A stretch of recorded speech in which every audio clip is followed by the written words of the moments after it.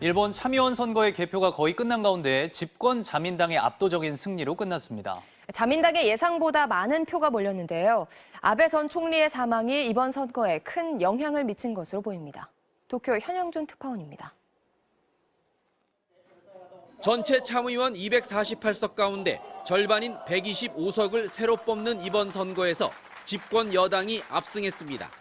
연립여당인 자민당과 공명당이 절반인 63석만 넘어도 이긴다는 선거였는데 오전 5시 현재 자민당 의원만 63명이 대거 당선됐습니다.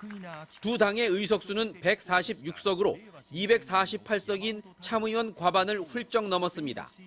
이른바 개헌 세력으로 불리는 자민, 공명, 일본 유신회, 국민민주당 4개 당은 현재까지 91명이 당선돼 개헌 발의 기준인 전체 의석 3분의 1을 크게 웃돌게 됐습니다. 憲法については従来から言っているようにこれは喫緊の自民党としては提案させていただいています。ぜひ推し進めていかなければならないと思います。 아베 전 총리가 사망 직전 지원 유세를 했던 나라연의 자민당 사토 케이 후보도 41%가 넘는 득표율로 일찌감치 당선이 확정됐습니다. 그러나 당선자 명단에 꽃을 다는 기시다 총리의 표정은 새벽 내내 굳어 있었습니다. 당선이 확정된 자민당 의원들은 아베 전 총리를 애도하며 묵념의 시간을 갖기도 했습니다. 선거 직전 아베 전 총리가 숨지면서 보수 유권자들이 결집한 데다 30%가 넘는 부동층 가운데 상당수가 자민당에 표를 던진 것으로 분석됩니다. 이번 선거에서 큰 승리를 거둔 기시다 총리는 이르면 올해 안에 일본 재무장을 위한 평화헌법 개정에 나설 것으로 보입니다.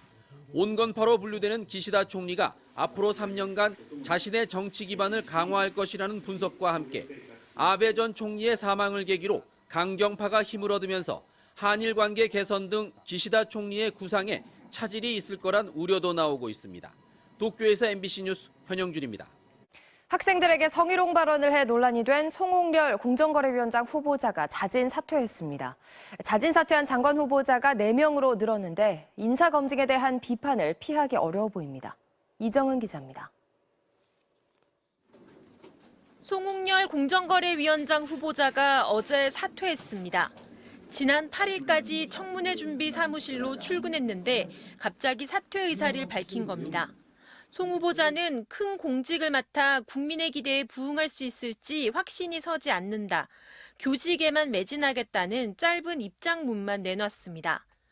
윤석열 대통령의 사법연수원 동기로 서울대 법학전문대학원 교수인 송 후보는 공정거래위원장 지명이 발표된 직후 지난 2014년 학생들과의 술자리에서 했던 성희롱 발언이 알려졌습니다.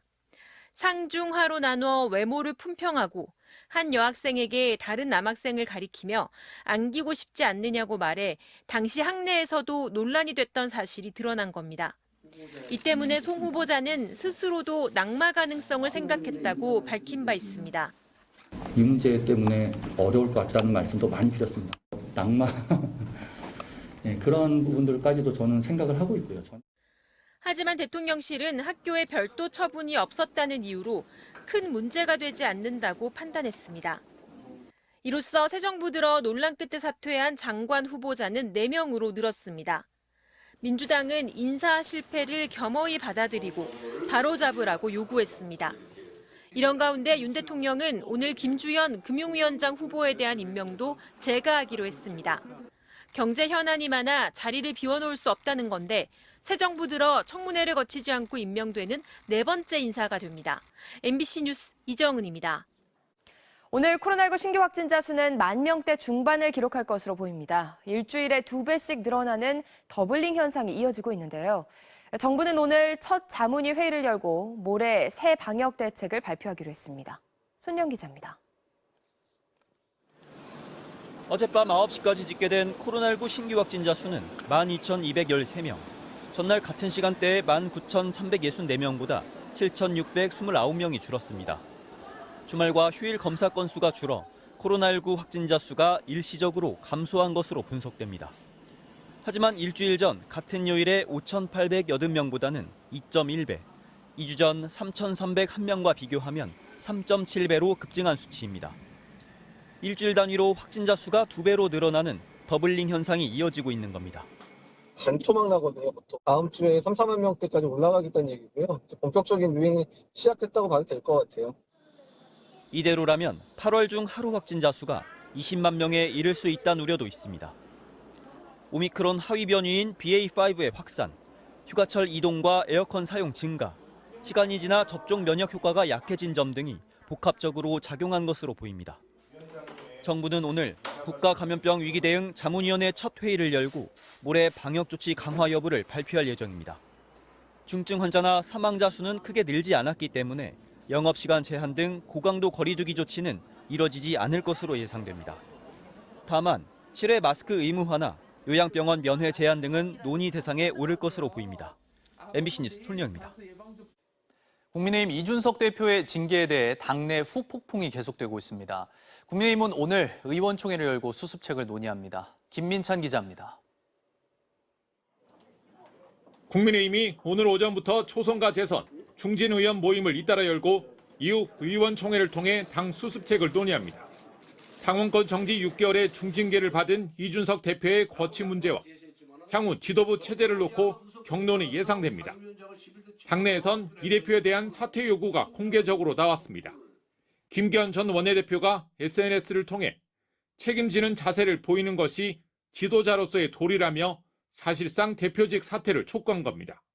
차기 당대표를 노리는 김 전 원내대표는 하루빨리 내홍을 접고 지도부를 안정시켜야 한다며 임기응변 차원의 시스템으로는 역부족이라면서 조기 전당대회 실시도 요구했습니다. 이에 대해 권성동 원내대표는 MBC와의 통화에서 당원 당규 해석상 6개월 직무대행 체제로 갈 수밖에 없다면서도 이후 어떤 상황이 벌어질지는 알 수 없다고 여지를 열어뒀습니다. 당내 의견은 다양하게 분출되고 있습니다. 홍준표 대구시장은 이 대표의 과거 발언들을 거론하며 업보라고 생각하라, 차분히 사태를 정리하고 사법적 절차에만 집중하라고 말했고, 한 중진 의원은 이 대표의 사퇴까지 몰아세우는 건 좋지 않다며 속도 조절을 주장하기도 했습니다. 이 대표의 자맹이 계속되는 가운데 이 대표 측 관계자는 가만히 있는 것도 대응이라며 주변에서 많은 조언을 듣고 있다고 말했습니다. 일단 당내 논의 과정과 여론을 살피며 대응책을 고심 중인 걸로 보입니다. MBC 뉴스 김민찬입니다.